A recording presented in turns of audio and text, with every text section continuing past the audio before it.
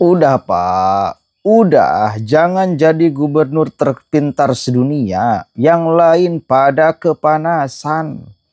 Itu komentar-komentar yang masuk ketika Gubernur Jawa Barat menerangkan bila beliau menjadi Gubernur DKI Jakarta maka per kepala keluarga akan dikasih 10 juta. Penduduknya sedikit, APBD-nya 90 triliun. Kalau nggak salah ya. Jawa Barat nggak bisa seperti itu. Kenapa? Karena APBD-nya itu 31 triliun, penduduknya 50 juta saudara. Maka nggak bisa dibagi seperti itu. Udah Pak, udah, kata masyarakat itu. Jangan jadi gubernur terpintar sedunia. Yang lain pada kepanasan. Kita dengarkan dulu statement KDM. Lagi-lagi terus membuat gebrakan beliau. Itu orang Jakarta bisa digaji per kepala keluarga 10 juta. Kenapa? Kita ke depan adalah ingin membangun keadilan fiskal. Keadilan fiskal itu gimana sih?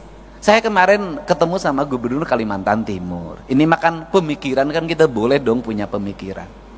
Saya bilang, Gubernur Kaltim penduduknya berapa? 4 juta. Berarti kalau 4 juta, saya rata-rata satu rumahnya 4, saya bilang. Berarti rumahnya kan cuma 1 juta. Iya. Loh, kalau penduduk Kaltim 1 juta, rumahnya cuma 1 juta, kan sebenarnya bagi Kaltim ngasih 5 juta per rumah bisa. Karena 1 juta kali 5 juta, 5 triliun Pak. Artinya masyarakat Kaltim untuk sejahtera itu sangat bisa. Beda dengan Jabar. Untuk Papua lebih bisa lagi. Untuk daerah yang memiliki pendapatan daerahnya tinggi dan hasil alamnya besar, sebenarnya sangat ini mungkin terjadi. Nah, apa sih yang terjadi hari ini adalah pola pengelolaan keuangan yang tersentral. Nah, problemnya di mana? Ini saya ngomong Jakarta. Jakarta ini Pak, penduduknya di bawah 10 juta, APBD-nya 90 triliun. Kalau di Jakarta itu dari 10 juta ada 2 juta kepala keluarga, itu orang Jakarta bisa digaji per kepala keluarga 10 juta. Kenapa? Karena 10 juta dikali 2 juta hanya 20 triliun. Kalau saya gubernurnya bagi. Beda, kalau Jabar 50 juta. Nah, untuk itu apa sih yang mesti kita lakukan hari ini? Mari kita bersama-sama melakukan telaah terhadap ini semua untuk kepentingan bangsa. Agar apa? Agar ke depan bangsa kita terus mengalami peningkatan sumber daya manusia. Artinya bahwa sumber daya pendidikannya meningkat, sumber daya ekonominya meningkat, kesejahteraan meningkat. Maka saya selalu berfokus pada keadilan fiskal. Keadilan fiskal saya selalu berfokus pada ketika jadi pemimpin, itu saya selalu punya angan-angan dan punya harapan. Bagaimana punya angan harapan itu adalah pembangunan harus diselesaikan dalam waktu cepat. Setelah itu berarah pada investasi. Nggak bisa pembangunan gini-gini terus. Yang tahun ini menjadi proyek tahun ini, yang tahun ini menjadi proyek tahun ini, yang tahun ini menjadi proyek tahun ini. 5 tahun proyek birokrasi itu juga, negara nggak akan maju sampai kapanpun. Tetapi yang harus dilakukan adalah apa yang kita selesaikan dalam waktu 1 tahun, apa yang waktu 2 tahun, apa yang waktu 3 tahun, apa yang waktu 4 tahun, apa yang waktu 5 tahun. Ini semuanya tidak boleh berulang. Pekerjaan kemarin harus tidak boleh dikerjakan hari ini lagi. Kenapa? Pembangunnya ke depan. Tujuannya untuk apa? Agar fiskal ini, fiskal yang tahun kemarin itu tidak digunakan untuk tahun ini, dan negara sudah mulai berpikir untuk membangun kemandirian.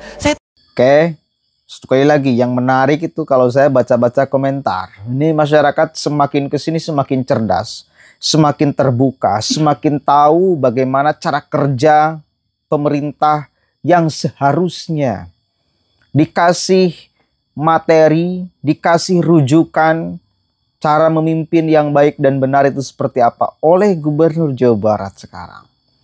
Ya, makanya semakin cerdas, nggak bisa dikibul-kibuli.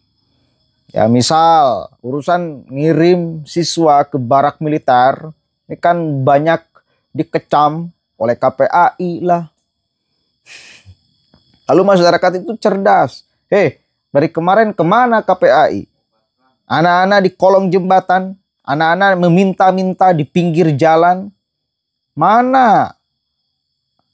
KPAI di mana? Sekarang ikhtiar yang dilakukan oleh KDM di dalam membentuk mental anak, akhlak anak, moral anak, lalu dikecam habis-habisan. Kemana kemarin? Terus Anda mau ngasih solusi apa? Ayo, KPAI mau ngasih solusi apa? Terhadap anak-anak yang terlantar di jalanan dan lain sebagainya. DPRD mengkritik keras wakil ketuanya di Jawa Barat, Mang Ono dari fraksi PDIP. Lantas solusi Anda apa? Di dalam mengatasi anak-anak remaja, anak sekolah yang melampaui batas nakalnya. Kalau nakal yang biasa mah oke lah. Tapi kalau sudah main minum-minuman, udah bahkan obat-obatan, itu udah kebablasan. Bahkan membunuh. Apa solusi Anda? Kan itu masyarakat semakin cerdas, Pak. Apa solusi Anda? Ini solusi KDM ini ya tentang ngirim anak ke barak militer disambut baik, sangat positif oleh masyarakat, oleh orang tua. Nggak keberatan, yang ngirimkannya orang tua. Udahlah, kita jangan tutup mata. Coba riset di lingkungan sekitar Anda. Orang-orang tua siswa yang kebetulan punya anak yang dianggapnya nakal, pasti ingin ngirim anaknya ke barak militer. Kenapa? Demi masa depan anaknya. Bukan untuk disiksa, demi masa depan anaknya. Ya ikhtiar supaya cerah masa depannya, tidak madesu, masa depan suram. Begitu, saudara. Coba kita baca nih beberapa komentar, lucu-lucu nih komentarnya. Ingat kata-kata Lord Rangga, Indonesia akan lebih baik dimulai dari Jawa Barat. Siap Lord Rangga. Mudah-mudahan beliau tenang di alam sana ya. Fix ini mau jadi presiden selanjutnya, Raja Sunda. Nanti kalau sudah jadi presiden, saya yakin beliau bukan lagi hanya jadi Raja Sunda, identitasnya saja itu. Tapi pada prinsipnya pasti akan menjunjung tinggi seluruh budaya-budaya yang ada di Nusantara, bukan hanya di wilayah Pasundan. Pasundan ini hanya sekedar contoh bahwa beliau sangat berpihak sekali terhadap kebudayaan dan lain sebagainya, karakter masyarakatnya dan lain sebagainya. Dan itu akan diadaptasi, saya kira akan beradaptasi dengan budaya-budaya yang lain, karena pada prinsipnya budaya itu ya sama. Ya. Pada prinsipnya sama. Mau Sunda, mau Jawa, mau apapun aja sama pada prinsipnya. Ya. Luar biasa orang satu ini. Warga Jabar kawal, jaga beliau, semoga next presiden RI. Insya Allah negara ini maju.